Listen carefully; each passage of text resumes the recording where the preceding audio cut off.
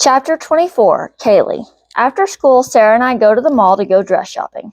James has been blowing up my phone all afternoon. I haven't opened anything he's sent since lunch. It riles him up when I ignore him, but I don't have the energy to deal with him right now. I'm happy for Drew that there seems to be some progress with Lynn. However, I'm not looking forward to going to the dance at all, especially not with a bunch of popular people I haven't talked to before this week. What about this? Sarah steps out of a dressing room in a floor-length pink number that looks like a pink version of Cinderella's dress. I think it's a bit much for a homecoming dance. We can still get it if you want. It looks like it'd be perfect for a prom dress. You look like a princess. I play with my phone and resist the urge to look at the screen. Who knows if it'll even fit then? I can't go to prom for like 2 more years. It is pretty though. I sigh. When it gets closer to prom, if you want to go, I can take you this year. Underclassmen can come if they have an upperclassman as a date. If you don't want to officially be my date, I could probably talk Carter into taking you. You'd do that? Wouldn't you want to take your own date? Sarah's practically vibrating with excitement at the thought of getting to go to prom. I think about it for a moment. I probably won't go to prom unless you want to go. I highly doubt that I'd have a date I'd want to take with me. What about Carter? You're going to the dance with him? I roll my eyes. That's more to make sure Lynn knows Drew's not interested in me and vice versa. What about the other guys who we're going with? Sarah swishes her skirt back and forth before twirling. The Knights, whom I've never spoken to before this week? I don't plan on spending much time talking to them, much less dating them. We continue to try on dresses, moving from store to store. Sarah has found at least one she loves at each store. I've found nothing. We eventually end up in Hot Topic. I find a black dress that's a V-neck with lots of straps crisscrossing at the top. The skirt is overlapped with layers of black lace that hit at mid-shin. Sarah grabs a buckle-strap pinafore dress and a puff-sleeve corset dress. I take all 3 into the changing room, saving the one I found for last. I step out in the first dress to show Sarah, but instead of my sister, James is standing outside the dressing room, clearly waiting for me. He stands up from where he's been leaning against the wall and flicks his platinum blonde hair out of his piercing blue eyes. So is that what you're wearing for this dance you're going to? He seems unimpressed as he looks me up and down. I don't see why it'd matter to you. I'm not going with you, and you're not the type to go to a dance at all. I try to resist the urge to take in how good he looks in his skinny jeans and tight band shirt, but my eyes don't seem to have gotten the memo that we don't care about James or his appearance anymore. Neither are you, he says as he walks forward and crowds my space. Who conned you into going to a dance? I'm not telling you. You don't own me, and it isn't any of your business. I'm annoyed with his possessiveness and with my body for leaning into him. Mentally, I'm done with James. But physically, I still like having him in my space. Toxic relationship or not, I'm comfortable around James.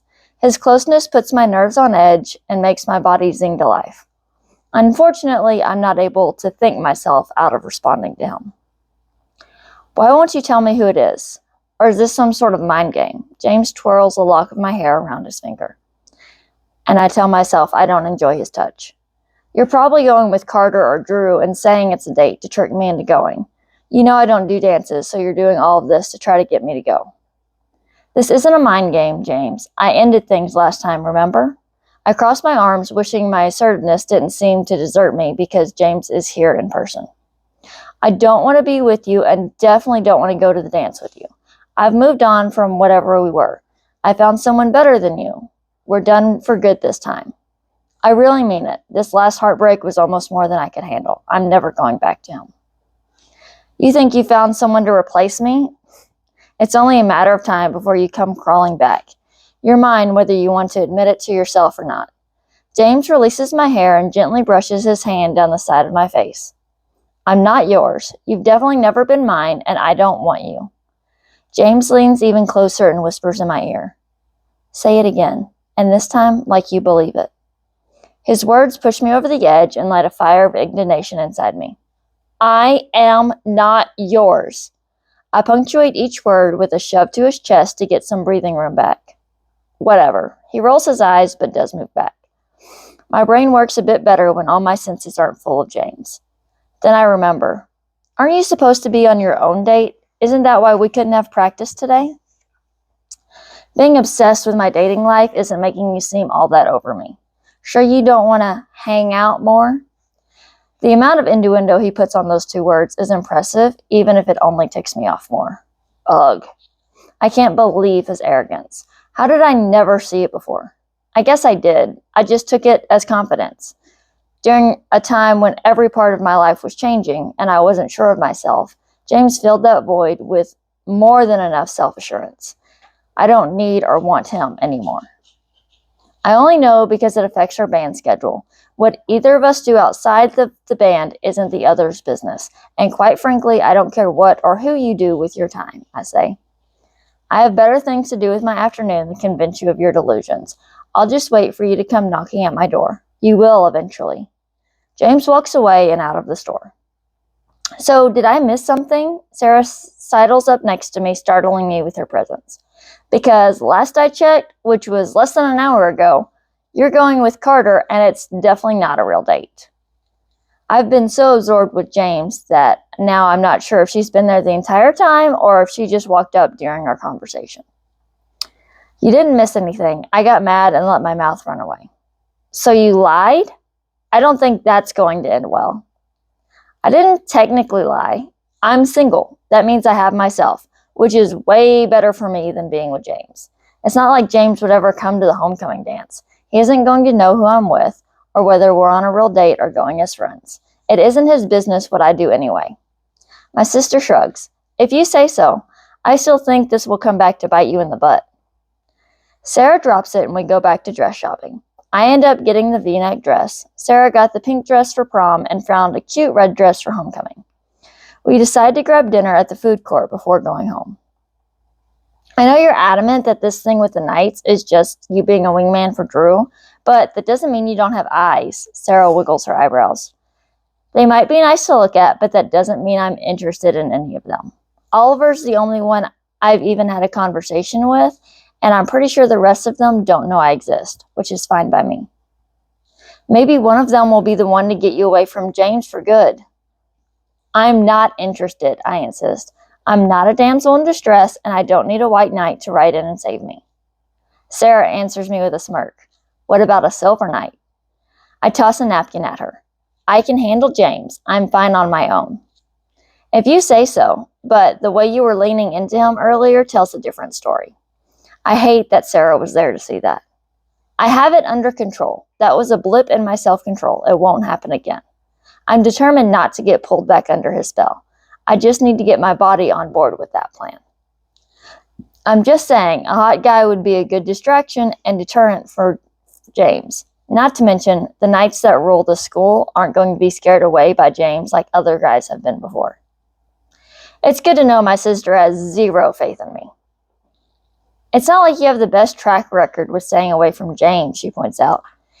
If you aren't interested in any of the guys we're going to homecoming with, then why don't you see if there's one that might play along to get James to steer clear? Especially if he ends up showing up at the dance to check in on your date. Are you suggesting I ask one of the most popular guys at school to fake date me because you don't think I have enough self-control to stay away from James on my own? Maybe Drew has a point about the number of rom-coms we watch. When you put it that way, yes, that's absolutely what I'm saying. Or you could commit to having a fling with one of them. From what I hear, Jet is all for anything that doesn't involve commitment. He's super hot, and I bet he's an amazing kisser. Sarah appears to be daydreaming about said kissing skills. Remind me never to come to you for advice, especially about dating or morals. I'm not hooking up with Jet just because he's hot or because of how James might react. You admit he's hot. That's so not the point. Everyone knows he's hot. Most importantly, he knows he's hot. They're no more virtuous just because they call themselves knights. They're still teenage boys. Fine. Be boring. If you aren't interested in any of the guys we're going with, can we talk about Colton? And more specifically, do you know who his date is for homecoming? Why does Sarah have to be so boy crazy? I'm not ready to navigate her first heartbreak yet. Don't tell me you have a crush on Lynn Jr. Drew crushing on Lynn is bad enough. What? Colton's hot, funny, and smart. What more could you want? Sarah sighs. I can practically see the hearts in her eyes as she talks about Colton. Someone who has a notion of what commitment is? As someone who's been on again, off again with James, I'm not sure you know what commitment is. Colton may not have had a girlfriend before, but it isn't like he's constantly making out with different girls in the hallway either. James is the one with commitment issues, not me. Colton's younger than Lynn's crew. Maybe he hasn't grown to the level of player that her friends have achieved. That explains why he's called a squire instead of a knight. I'm still not sure what the whole knight thing is about, though. Whatever. So, do you know who his date is? No. All Oliver said was that he had one. I assume since all of Lynn's friends are going to lunch tomorrow, whoever Colton is going with would be there too. You're no help, Sarah pouts. I'm not trying to be helpful. I'm trying to dissuade you from crushing on Colton.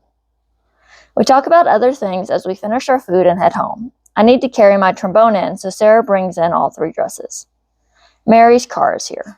Hopefully she's already in her room, messaging guys on her dating sites. If she's focused on being flirty and finding a new husband, she'll leave us alone. Of course, I'm not that lucky. Mary's in the living room with a half-drunk bottle of wine. No telling how long she's been drinking. She's always been a trophy wife, so she isn't taking to the idea that she needs to get a job well. Richard still pays for everything for me and Sarah, which is a sore spot for her. She thinks he should pay for everything she wants since he cheated. She wants to get everything in the divorce, that way she doesn't have to work. Oh look, it's Daddy's little princesses back from a day of shopping. It must be so nice to be able to buy whatever you want. Mary gets off the couch and starts heading in our direction. Go upstairs. I'll be up there in a bit, I tell Sarah. Sarah doesn't argue, heading straight upstairs with the dresses. Mary watches her go up the stairs. Those are fancy dresses.